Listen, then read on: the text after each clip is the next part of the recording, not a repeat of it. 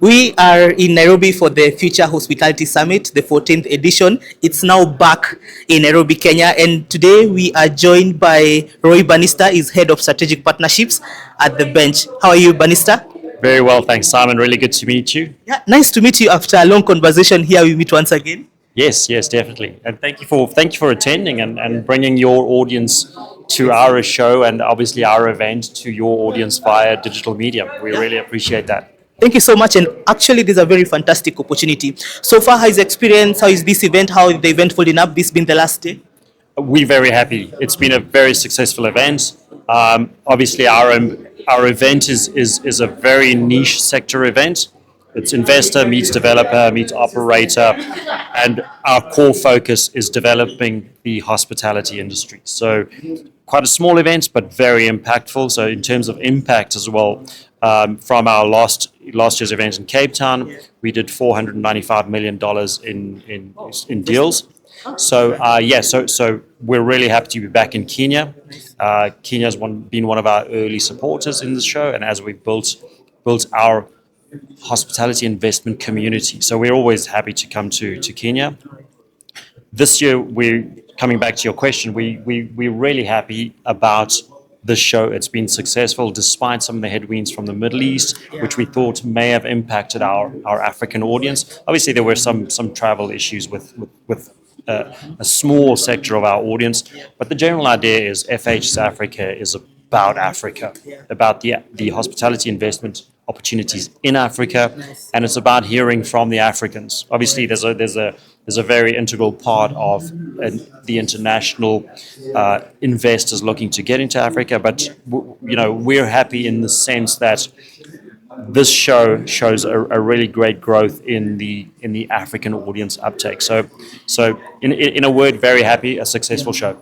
Yeah. All right. Interesting. So we have some of the strategic partners, and we've seen the host partner, Westmont Hospitality Group. So how is the collaboration like? We're grateful for all of our partners. Obviously, as I mentioned, we partner with these brands to elevate the entire industry. So Westmont Hospitality Group is our host partner. A couple of our strategic partners are Accor, BWH, Best Western Hotels, Club Med, IHG, and obviously Radisson. So for those partners, and obviously there's a whole host of other partners in various forms that make this possible. So we're really grateful for that opportunity, and I think the value for those partners that join with us understand the value we bring to the event, the community we create, and obviously the general idea is just to create impact and grow the hospitality industry across the continent.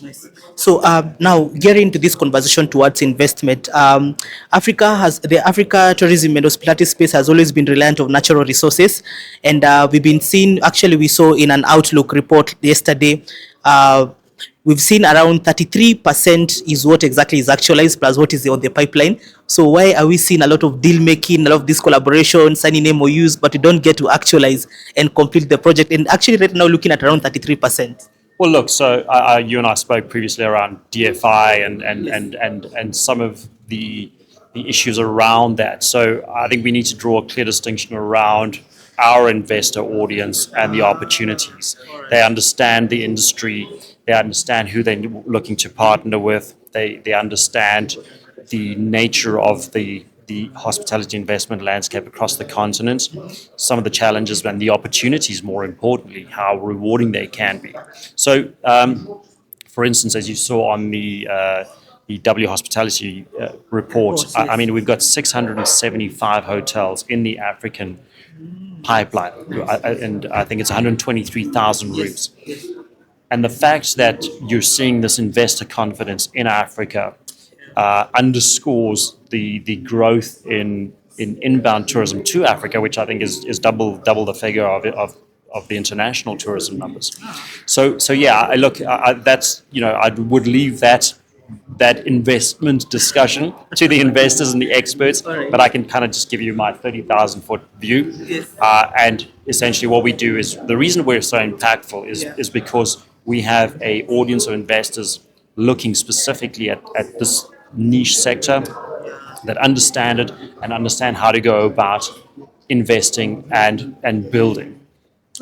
Interesting. So I see right now the bench has a new FHS Egypt. Yes. Tell us about it. Yes, we're very excited about that. Obviously, because Africa is a vast continent, 54 countries, 55 now with Somaliland, and varying degrees of opportunities within the entire continent. So our core show has always been FHS Africa, which we alternate between Kenya and South Africa. We're probably going to be heading back to South Africa next year and then coming back to Kenya. But what's great about that is we saw the need for another African show. So, which is why we launched FHS Egypt, and it's taking place on the 10th and the 11th of November in Cairo. So we're really happy about that. But coming back to our core show, FHS Africa, we're really gladdened to see the uptake from Uganda has a country booth here. They've brought a large contingent, and they understand the nature of promoting Angola and its natural resources and its opportunities to our audience. So on that, what was really great is they've sent a combined delegation of the CEO, Juliana Kagwe, from the Uganda Tourism Board, but they also brought a delegation of trade and investment senior folks. And yes, so and they understand that to begin generating inward investment and opportunities and really elevate the hospitality industry in any country, and in this particular instance, Uganda, is to put yourself out there, is to elevate your presence, to create awareness. So Uganda's been making a lot of noise, and when I say noise, I mean good noise across the globe. They understand the marketing impact they can create now, and they've also carried it over to our show, which is great. The other thing is we've got Angola. Yeah, Angola's sent quite a strong contingency. The DRC has also sent a strong contingency, and the great thing about that is Angola is also another country, new kid on the block in terms of developing their hospitality industry, but they also understand the need to promote the country, and they've also brought a high-level delegation of tourism, trade and investment to do exactly that, to create awareness of the opportunities within their country. All right, it's getting interesting. So as we wind up, Barry, I just need to understand for the last 14 years, what are some of the key successes we've actually seen FHS support into the hospitality investment? Well, look, so essentially the key success, to sum it up maybe into a single sentiment, is the fact that we've become this community. We're not an event organizer. Our audience is comprised of a community of people with a common vision to develop the hospitality industry in Africa. So I would say that's probably our key success. And as we're growing that, we're bringing in new members, understanding the value of that, and obviously the impact of that across the continent. How is the experience in Kenya?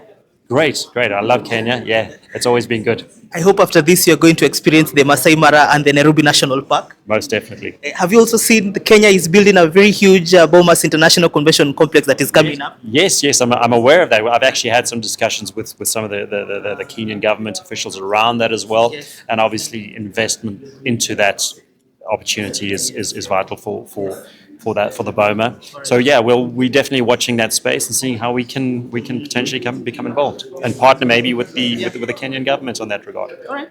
Thank you so much, Banister. And this is a MICE Diary.